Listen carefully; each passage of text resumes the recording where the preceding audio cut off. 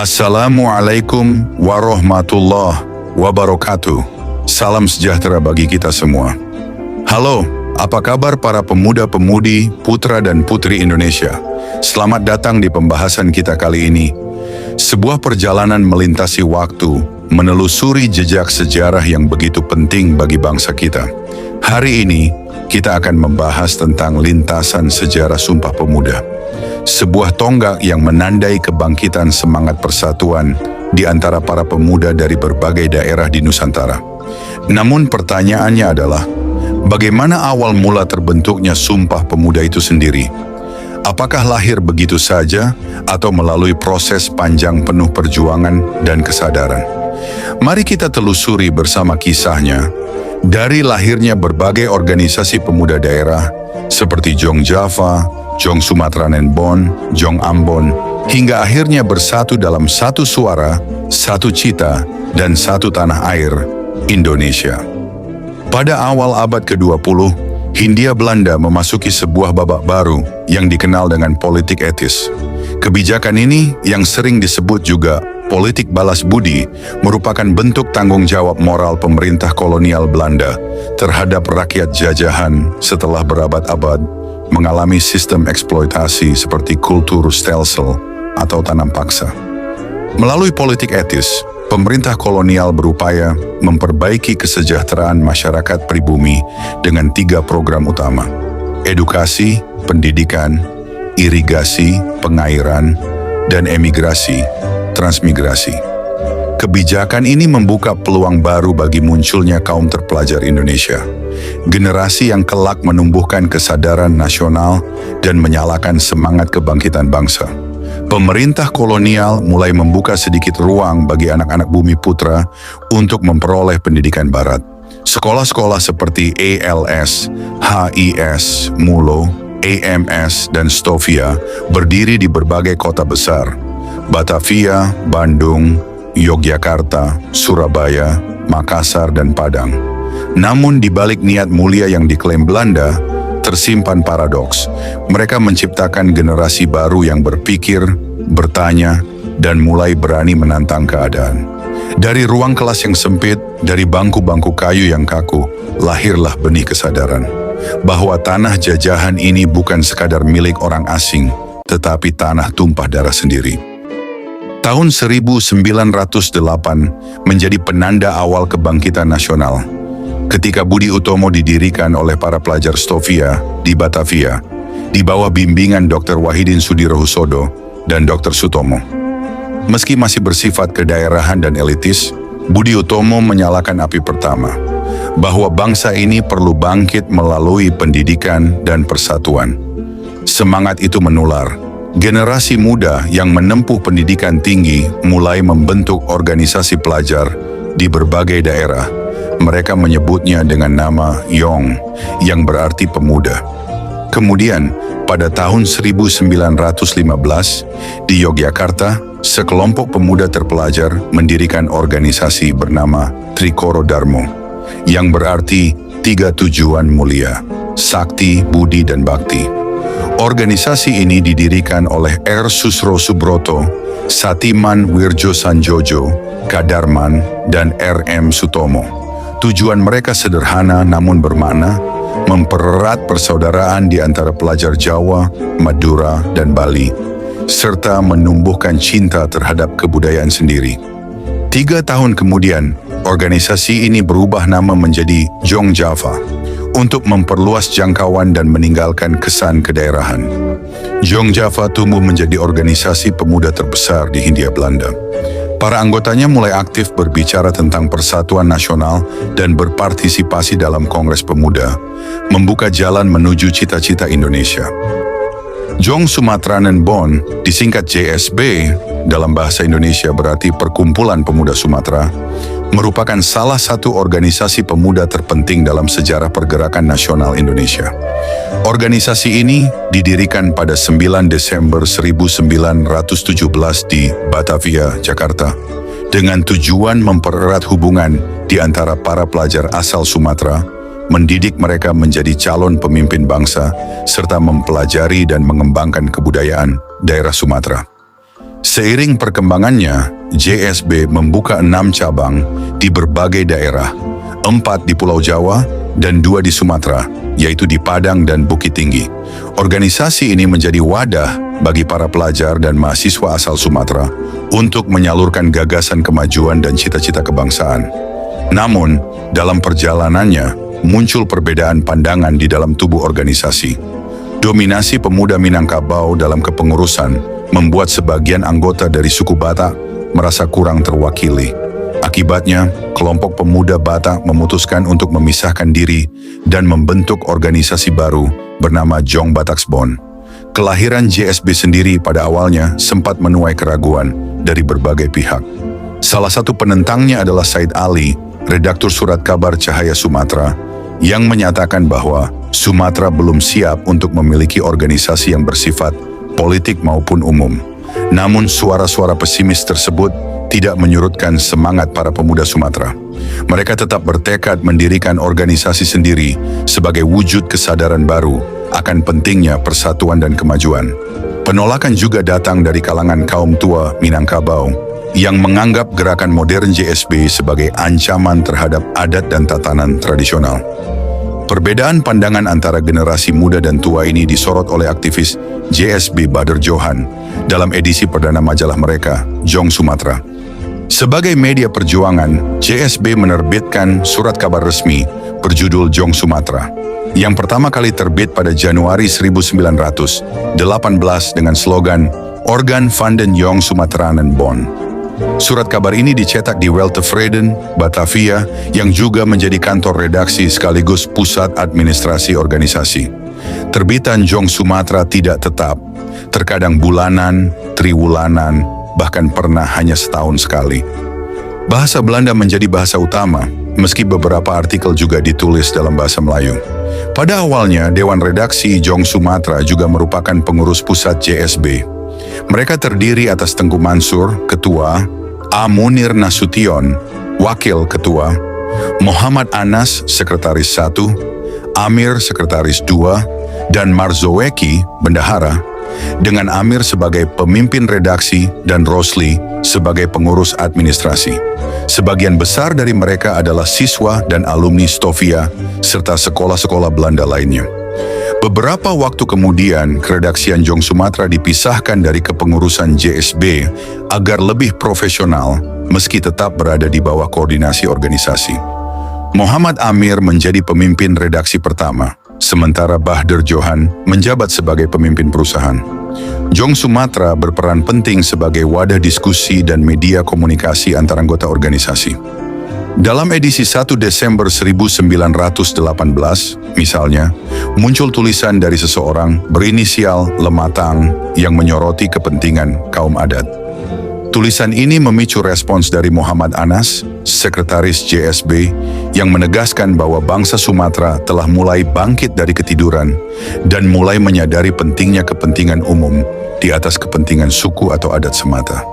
Sumatera memang dikenal sebagai daerah yang banyak melahirkan tokoh-tokoh pergerakan nasional. Tidak sedikit di antara mereka yang mengawali perjuangan intelektualnya melalui JSB. Dua nama besar yang muncul dari rahim organisasi ini adalah Muhammad Hatta dan Muhammad Yamin. Tokoh-tokoh besar JSB antara lain Muhammad Hatta, yang kelak dikenal sebagai Wakil Presiden pertama Republik Indonesia, pernah menjabat sebagai bendahara JSB Cabang Padang pada 1916 sampai 1918. Setelah pindah ke Batavia, ia menjadi pengurus JSB Pusat pada 1919. Di majalah ini, Hatta banyak menulis gagasan-gagasan nasionalisme dan kemerdekaan, di antaranya esai berjudul Hindiana yang terbit pada Jong Sumatera nomor 5, tahun ketiga, 1920. Sementara itu, Muhammad Yamin dikenal sebagai tokoh yang paling menonjol dari JSB. Ia menjabat sebagai ketua JSB periode 1926 sampai 1928. Dan melalui berbagai tulisannya di Jong Sumatera, Yamin menggagas pentingnya bahasa Melayu sebagai bahasa persatuan Indonesia. Dalam salah satu tulisannya pada Jong Sumatera nomor 4, tahun ketiga, 1920, Yamin menegaskan bahwa bahasa Melayu memiliki potensi besar sebagai bahasa pemersatu seluruh bangsa Indonesia. Gagasan inilah yang kelak menjadi dasar lahirnya Sumpah Pemuda 1928. Selain Hatta dan Yamin, JSAB juga melahirkan sejumlah tokoh penting lainnya seperti Adnan Kapogani, Bahdar Johan, Muhammad Amir, Muhammad Nazif, Sultan Takdir Ali Syahbana, dan Tengku Mansur. Mereka semua berperan besar dalam membentuk kesadaran kebangsaan dan menanamkan semangat persatuan di kalangan pemuda. Dengan demikian, Young Sumatranen Bond bukan sekadar organisasi pelajar, melainkan cikal bakal lahirnya pemikiran nasionalisme modern di Indonesia. Dari wadah ini, muncul generasi muda yang berpikir maju, berani menantang adat lama, dan menanamkan nilai-nilai persatuan di atas perbedaan. Melalui semangat dan gagasan para tokohnya, JSB menorehkan bab penting dalam perjalanan menuju lahirnya Sumpah Pemuda 1928, tonggak persatuan bangsa Indonesia. Pada tahun 1917, para pemuda asal Maluku yang menempuh pendidikan di Batavia mendirikan sebuah organisasi bernama Jong Ambon. Organisasi ini dipimpin oleh Dr. J. Kayadu dan lahir dari semangat kekeluargaan serta keinginan untuk melestarikan budaya daerah Maluku. Jong Ambon menjadi wadah bagi para pelajar dan pemuda Ambon untuk mempererat tali persaudaraan, menumbuhkan semangat persatuan, serta menyiapkan diri berperan dalam perjuangan menuju Indonesia merdeka. Tujuan utama Jong Ambon adalah menggalang kesatuan di antara pemuda Maluku, khususnya mereka yang menempuh pendidikan di sekolah-sekolah tinggi seperti Stovia di Batavia setelah menamatkan sekolah di Ambon. Melalui organisasi ini, para pemuda Ambon belajar menumbuhkan kesadaran kebangsaan di tengah suasana kolonialisme Belanda.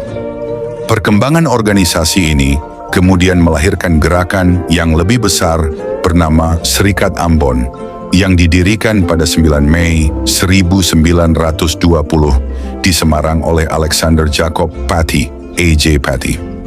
Serikat Ambon mendapat banyak dukungan dari kalangan tentara KNIL asal Maluku. Namun dukungan ini membuat pemerintah Hindia Belanda khawatir dan kemudian mengeluarkan ancaman pemecatan bagi anggota KNIL yang terlibat dalam organisasi tersebut. Meskipun mengalami tekanan, semangat perjuangan para pemuda Ambon tidak padam. Pada tahun 1922, organisasi ini kembali aktif dan bahkan melahirkan organisasi kewanitaan bernama Ina Toeni, Wanita Sejati, yang dipimpin oleh Ina Balawatimena. Namun perjuangan itu kembali diuji ketika A.J. Patty dibuang ke Bengkulu pada tahun 1925, lalu ke Tanah Digul pada tahun 1932. Untuk menyelamatkan organisasi, para rekan A.J. Patty membentuk Komite Serikat Ambon dipimpin oleh J.L. Matulatua dengan dukungan tokoh-tokoh lain seperti A.A. Parera, De Queljo, C.F. Ribok, R.M. Mokhtar, Abraham Barnella, dan D. Ayawaila. Sementara itu, cabang Serikat Ambon di Jawa yang sebelumnya dipimpin oleh Dr. J. Kayadu di Batavia, kemudian dipindahkan ke Surabaya dan dipimpin oleh Yohanes Latu Harhari yang kelak dikenal sebagai tokoh nasional dan anggota BPUPKI.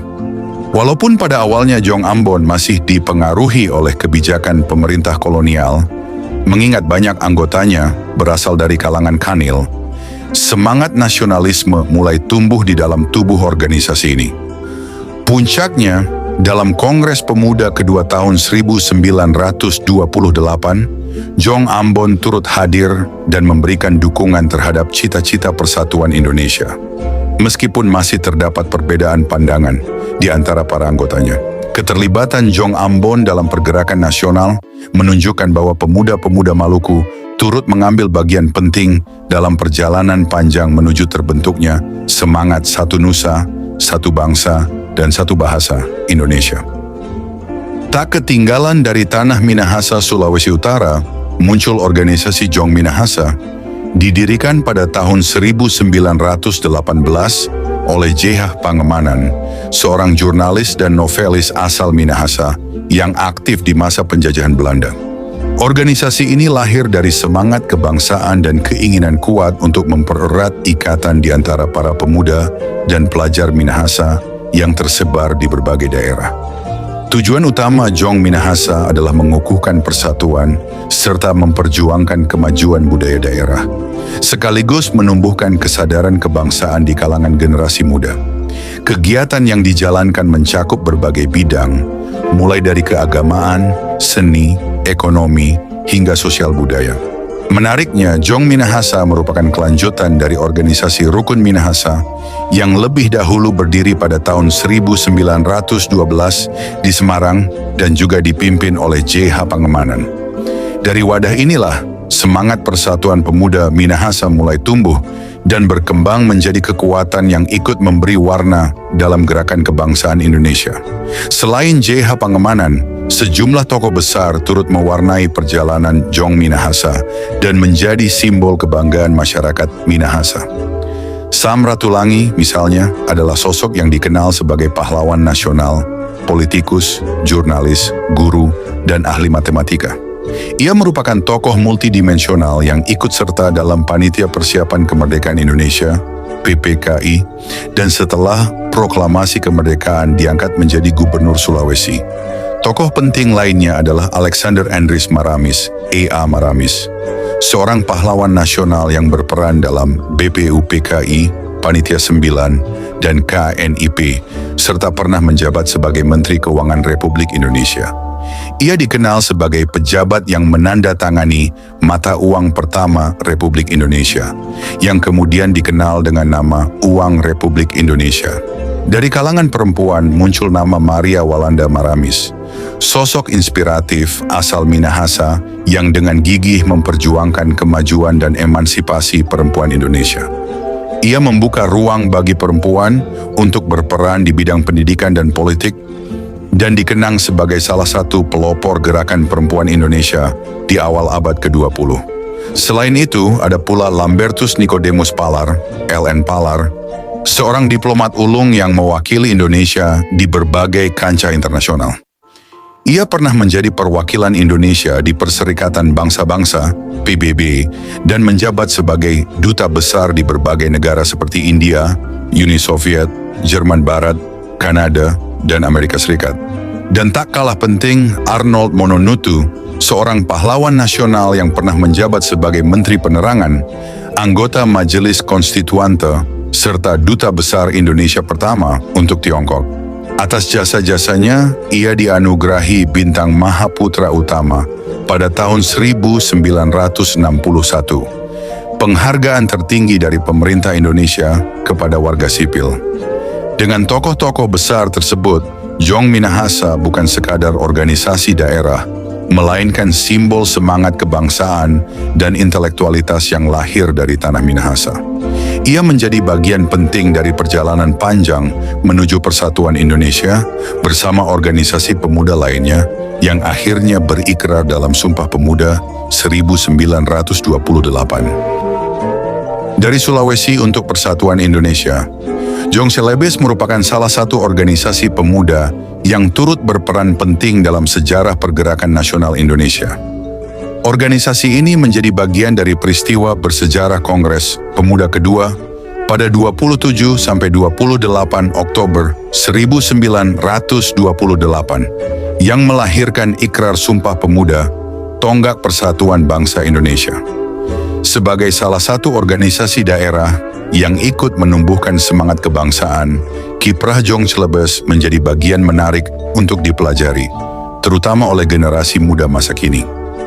Kisah berdirinya Jong Celebes berawal beberapa dekade sebelum Indonesia merdeka.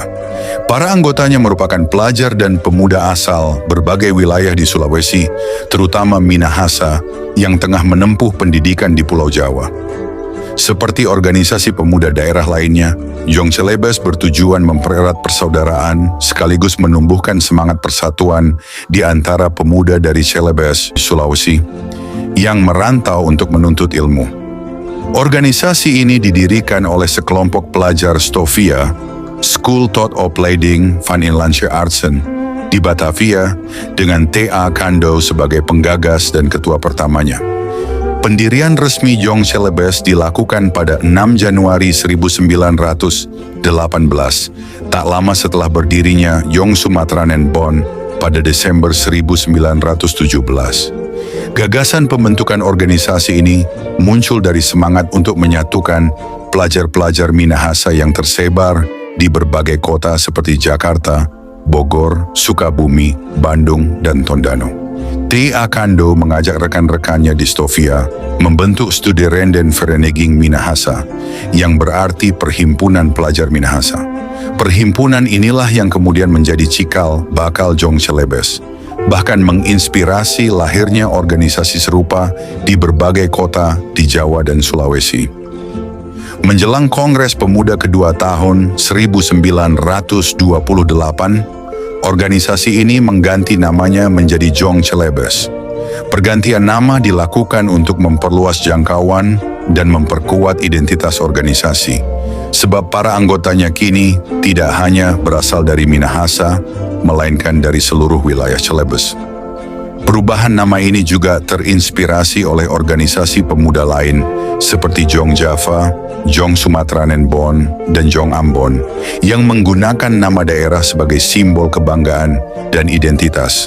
Dengan nama barunya, Jong Celebes menjadi semakin aktif dalam kegiatan sosial, pendidikan, dan politik kebangsaan. Pada masa awal berdirinya, Jong Celebes memiliki 34 anggota pelajar Stovia.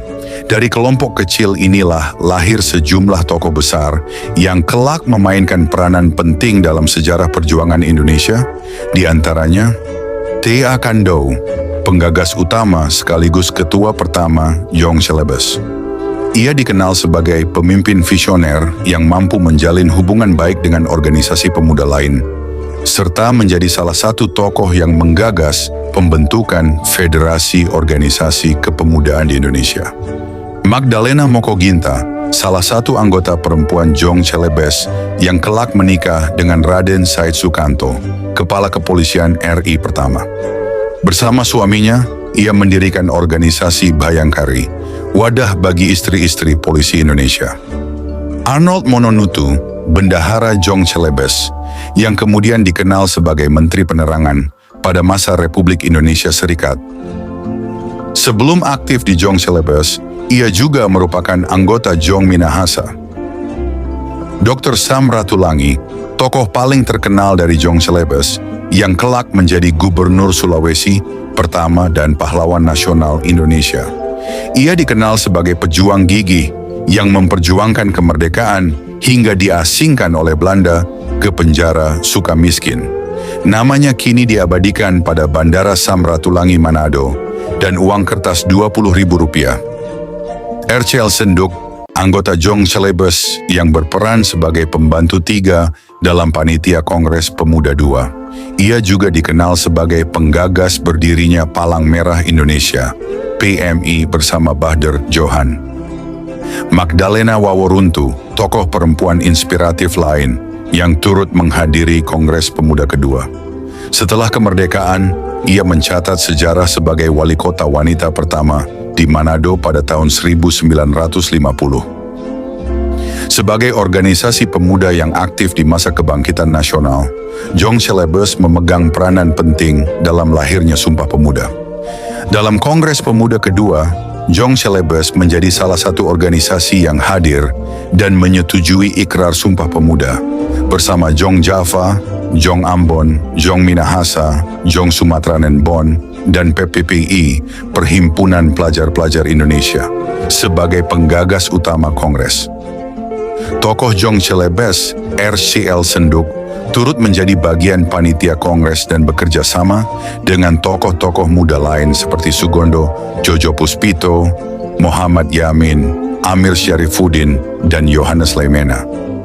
Setelah Kongres Pemuda kedua, Jong Celebes menjadi salah satu organisasi yang mendukung gagasan penyatuan seluruh perkumpulan pemuda ke dalam satu wadah bernama Indonesia Muda. Langkah awal menuju persatuan pemuda dari berbagai daerah di Nusantara. Melalui perjalanan sejarahnya, Jong Celebes menunjukkan bahwa semangat persatuan dapat tumbuh dari keberagaman, Para pemuda dari Sulawesi ini tidak hanya berjuang untuk daerah asal mereka, tetapi juga untuk cita-cita besar. Indonesia yang satu, berbangsa satu, dan berbahasa satu. Jong Celebes bukan sekadar organisasi pemuda daerah, melainkan simbol kebangkitan nasional yang turut menyumbangkan semangat, pikiran, dan tenaga bagi lahirnya Sumpah Pemuda, tonggak persatuan bangsa Indonesia. Jong Batak merupakan organisasi intelektual pemuda Batak yang lahir di Batavia, Hindia Belanda, pada 6 Desember 1925. Organisasi ini didirikan oleh sekelompok mahasiswa Batak yang tengah menempuh pendidikan di perguruan tinggi berbahasa Belanda. Mereka memiliki cita-cita untuk memajukan kebudayaan Batak sekaligus menumbuhkan semangat nasionalisme Indonesia di kalangan generasi muda. Gagasan pendirian Jong Batak berawal dari sejumlah anggota Jong Sumatera Nenbon yang berdarah Batak. Mereka merasa organisasi tersebut terlalu didominasi oleh anggota dari etnis Minangkabau. Dalam sebuah rapat di Batavia yang dipimpin oleh Todung Sultan Gunung Mulia, tokoh anggota Volksraad saat itu, ide tersebut diwujudkan menjadi kenyataan. Dari sinilah Jong Batak resmi berdiri, di bawah kepemimpinan Jabangoen Harahap, Ferdinand Lumban Tobing, dan Sanusi Pane. Jong Batak memfokuskan diri pada kegiatan sosial dan kebudayaan. Mereka bertekad untuk mendiskusikan, mempelajari, dan memodernisasi kebudayaan Batak yang kala itu sering dipandang sebelah mata oleh masyarakat Hindia Belanda. Meskipun demikian, organisasi ini lebih banyak mendapat dukungan dari kalangan Batak Toba, sementara suku Karo dan Mandailing belum banyak terlibat karena memiliki pandangan berbeda terhadap identitas Batak. Jong Batak aktif mengadakan berbagai kegiatan sosial dan olahraga. Di kota-kota besar seperti Batavia dan Medan, para mahasiswa Batak menyelenggarakan kompetisi sepak bola, lomba catur, pertemuan sosial, serta jalan santai. Selain itu, mereka juga menerbitkan sebuah surat kabar berbahasa Belanda di Weltevreden pada Januari 1926 dengan nama Jong Batak, Orgaan van den Bataksbond, yang berfungsi sebagai wadah komunikasi dan gagasan intelektual anggota. Pada Kongres Pemuda pertama, yang berlangsung dari 30 April hingga 2 Mei 1926 di Weltevreden dan dipimpin oleh Muhammad Tabrani, Jong Batak turut berpartisipasi. Salah satu usulan penting dalam kongres itu adalah penggabungan semua organisasi kedaerahan menjadi satu wadah nasional. Meski belum berhasil diwujudkan saat itu, gagasan ini menjadi fondasi penting bagi semangat persatuan di kalangan pemuda Indonesia. 2 tahun kemudian, pada Kongres Pemuda kedua yang diadakan tanggal 26 sampai 28 Oktober 1928, Jong Batak diwakili oleh Amir Syarifudin. Dalam kongres inilah para pemuda dari berbagai daerah mengikrarkan Sumpah Pemuda, tonggak sejarah lahirnya semangat kebangsaan Indonesia. Kehadiran Jong Batak dalam peristiwa bersejarah tersebut menegaskan peran pentingnya dalam perjuangan menuju persatuan nasional. Seiring meningkatnya semangat nasionalisme, pada tahun 1930 sampai 1931, Jong Batak bersama Jong Java dan beberapa organisasi pemuda lainnya sepakat melebur ke dalam organisasi baru yang dibentuk oleh Soekarno, yaitu Indonesia Muda. Langkah ini menjadi simbol persatuan, menandai berakhirnya fase organisasi berbasis kedaerahan menuju semangat kebangsaan Indonesia yang menyeluruh. Meskipun usianya relatif singkat, pengaruh Jong Batak tetap terasa kuat.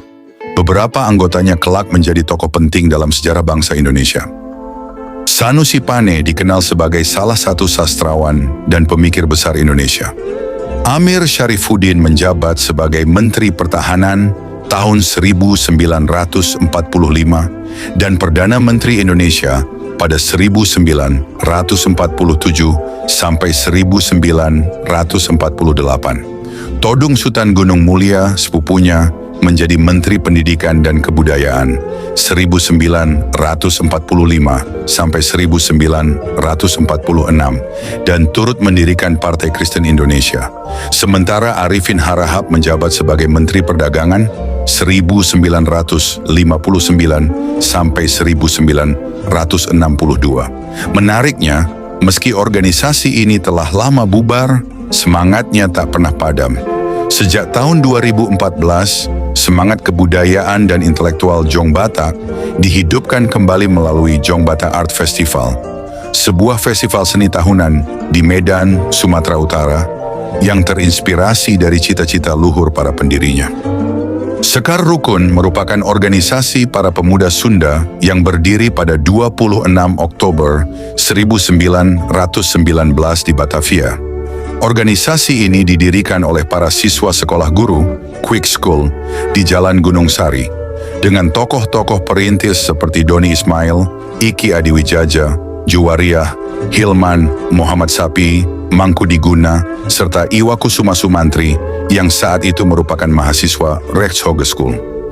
Tujuan awal pendirian Sekar Rukun adalah untuk memajukan orang Sunda, mempersatukan para siswa Sunda, memperbaiki bahasa Sunda, serta menata hati. Untuk mencapai tujuan tersebut, mereka mengadakan berbagai kegiatan seperti mengumpulkan alat musik tradisional Sunda, mengajarkan pengetahuan tentang kebudayaan Sunda, membentuk kelompok diskusi, menggunakan bahasa Sunda dalam pergaulan, dan mengusahakan pendirian perpustakaan serta surat kabar berbahasa Sunda. Seiring perkembangan waktu, tujuan Sekar Rukun semakin meluas. Organisasi ini tidak hanya berfokus pada pelestarian budaya Sunda, tetapi juga ingin menumbuhkan rasa cinta tanah air di kalangan pemuda Sunda, menyatukan para pemuda yang berbahasa Sunda, serta mengupayakan kerukunan di antara pemuda Indonesia. Pada masa awal, Sekar Rukun berupaya menjaga diri agar tidak terlibat dalam urusan politik maupun agama. Berdasarkan anggaran dasarnya, setiap orang yang dapat berbahasa Sunda dan berusia 14 tahun ke atas berhak menjadi anggota. Jenis keanggotaannya meliputi anggota biasa, pengurus, kehormatan, dan luar biasa. Semua anggota diwajibkan membayar iuran bulanan dan pengurus terdiri dari presiden, sekretaris, serta bendahara.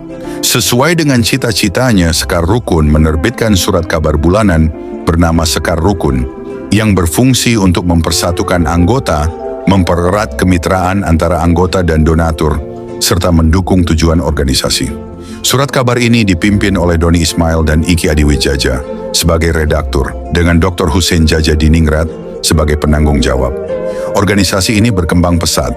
Setelah membuka cabang di Purwakarta dan Sukabumi, Sekar Rukun terus melebarkan sayapnya. Pada tahun 1926, cabang-cabangnya telah berdiri di Bogor, Bandung, Lembang, Serang, Salatiga, dan Yogyakarta dengan jumlah anggota lebih dari 500 orang. Kegiatan mereka semakin beragam, meliputi perpustakaan, koperasi, kesenian, musik, mamaos, drama, kreasi wanita, olahraga, sepak bola, tenis, debat, hingga penerbitan. Mereka juga mulai menjalin kerjasama dengan berbagai organisasi pemuda lain. Berbagai kegiatan kepemudaan sering diadakan di gedung Sociëteit Blavatsky Park, Weltevreden. Salah satu kegiatan besar yang tercatat adalah pertunjukan sandiwara pada 15 Agustus 1926 yang dihadiri oleh anggota serta perwakilan organisasi pemuda lain seperti Jong Sumatranen Bon, Jong Islamiten Bon, Jong Minahasa, Jong Batak, Jong Ambon, dan Jong Java. Mulai tahun yang sama, Sekar Rukun semakin menunjukkan sikap nasionalismenya. Organisasi ini memutuskan untuk ikut aktif dalam Kongres Pemuda Indonesia pertama, 1926.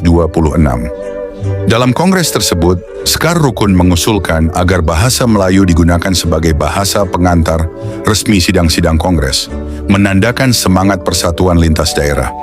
Laporan dari utusan Sekar Rukun ditandatangani oleh Samjun, wakil ketua, dan Sutaprana, sekretaris.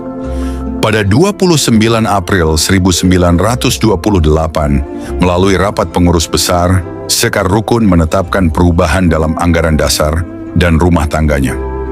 Tujuan organisasi diperbarui agar selaras dengan cita-cita nasional, yaitu menumbuhkan kecintaan terhadap tanah air, meningkatkan pengetahuan orang Sunda, mempersatukan para pemuda berbahasa Sunda, serta membangun kerukunan antar pemuda Indonesia. Dengan perubahan ini, Sekar Rukun memperluas cakupan perjuangannya dari lingkup kedaerahan menuju semangat kebangsaan Indonesia. Selain itu, keanggotaan juga diperluas. Semua pemuda Indonesia yang memahami bahasa Sunda dan berusia di bawah 35 tahun dapat menjadi anggota Sekar Rukun. Menjelang Kongres Pemuda kedua tahun 1928, Sekar Rukun menyelenggarakan Kongres tahunan ke-8 pada 6-7 Oktober 1928 di Gedung Logja, Vrijmetsela Arweg, Batavia. Kongres ini dihadiri oleh tokoh-tokoh penting seperti Dr. Hussein Djajadiningrat beserta istri, J. Katz, Otto Subrata, Mr. Sartono, dan Mr. Sunario dari Partai Nasional Indonesia, serta perwakilan dari berbagai organisasi pemuda lain seperti Jong Islamiten Bon, Jong Celebes, Jong Java, Jong Sumatera, Jong Batak, Perhimpunan Pemuda Pelajar Indonesia, Pemuda Indonesia, Pemuda Kaum Betawi, dan Paguyuban Pasundan.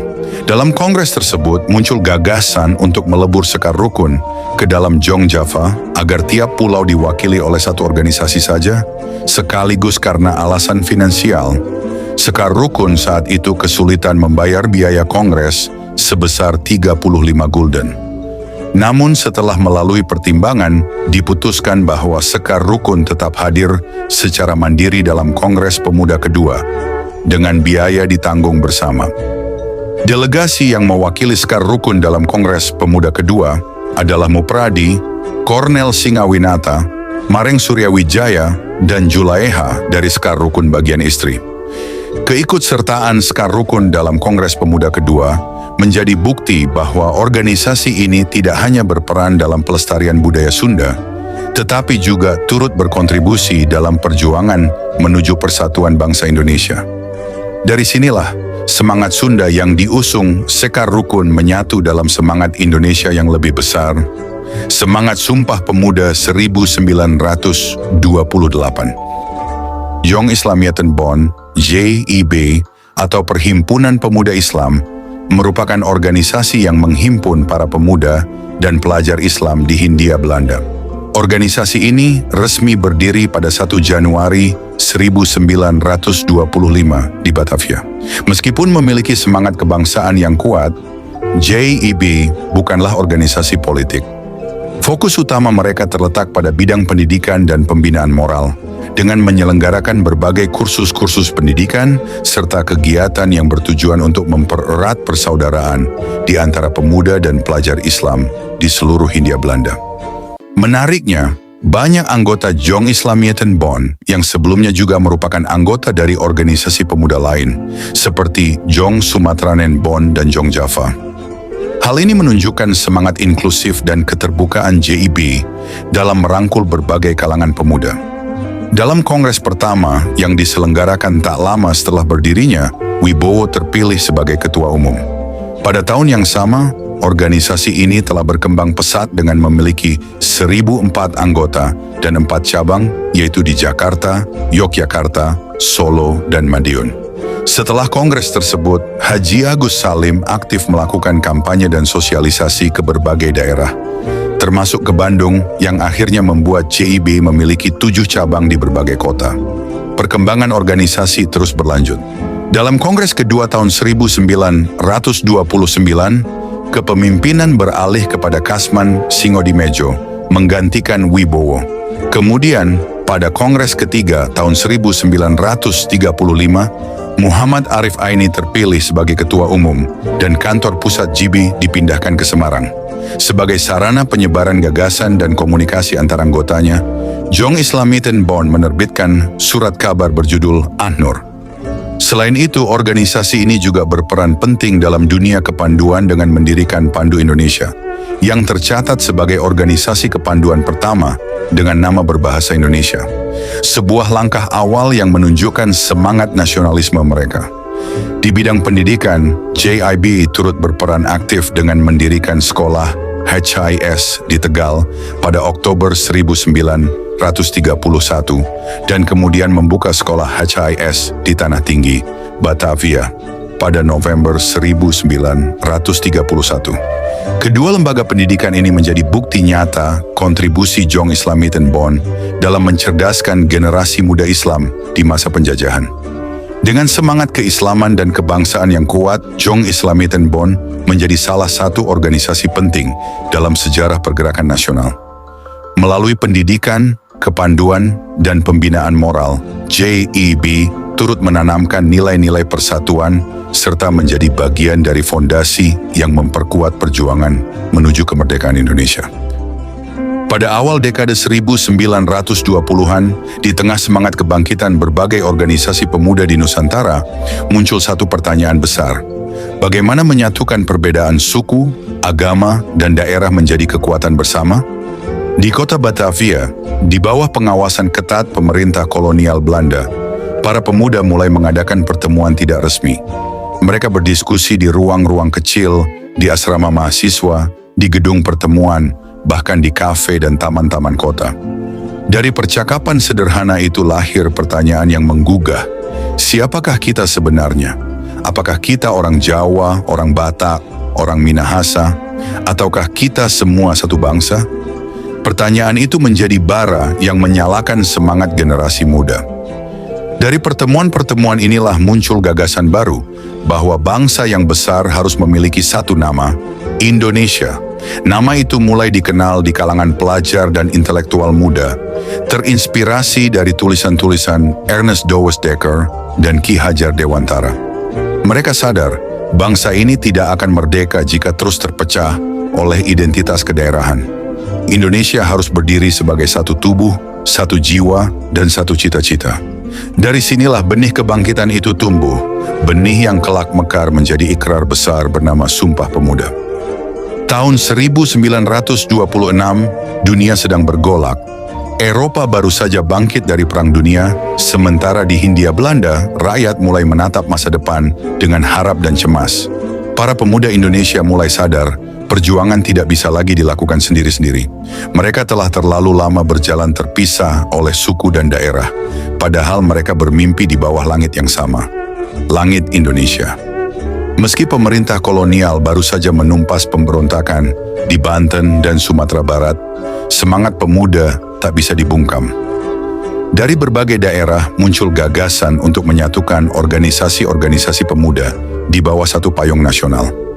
Nama-nama seperti Sugondo Jojo Puspito, Muhammad Yamin, Sunario Sastrowardoyo, Amir Syarifuddin, dan Kasman Singodimedjo menjadi motor gerakan ini. Akhirnya pada Maret 1926, digelarlah Kongres Pemuda pertama di Sociëteit Indonesische Clubgebouw, Lapangan Banteng, Batavia. Kongres dihadiri perwakilan berbagai organisasi, Jong Java, Jong Sumatranenbond, Jong Minahasa, Jong Celebes, Jong Ambon, Jong Batak, Jong Islamitenbond, dan lainnya. Dengan suara bergetar, Sugondo Jojo Puspito membuka kongres. Saudara-saudara, kita berkumpul bukan untuk membicarakan dari mana kita berasal, tetapi kemana kita hendak pergi bersama. Kongres berlangsung penuh semangat. Isu-isu seperti pendidikan, bahasa, dan kerja sama antar organisasi menjadi fokus utama.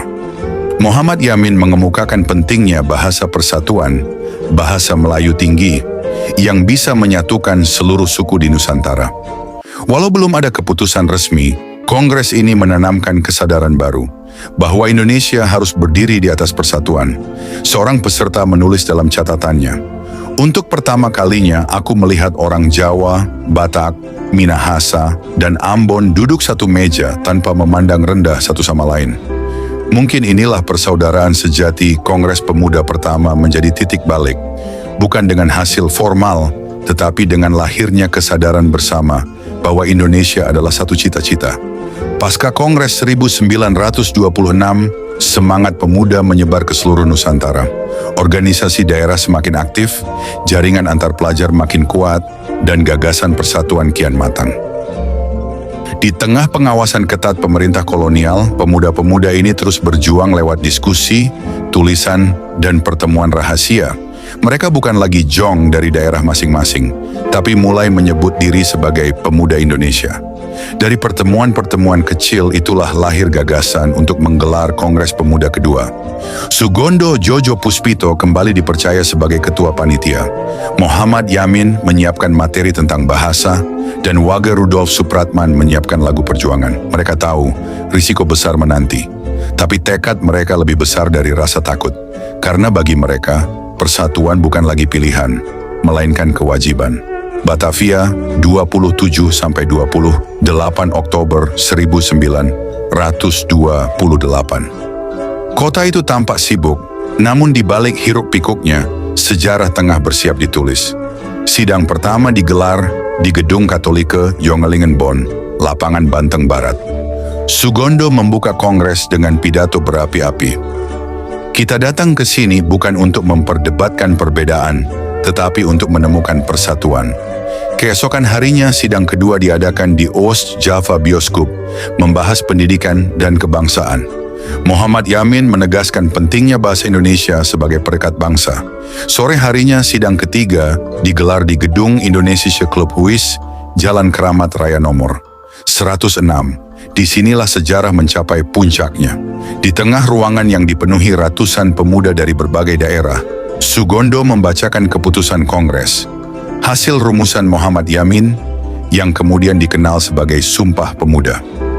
Pertama, kami putra dan putri Indonesia mengaku bertumpah darah yang satu tanah air Indonesia.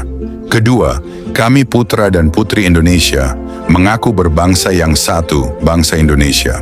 Ketiga, kami putra dan putri Indonesia menjunjung bahasa persatuan, bahasa Indonesia. Ruangan bergemuruh, air mata mengalir.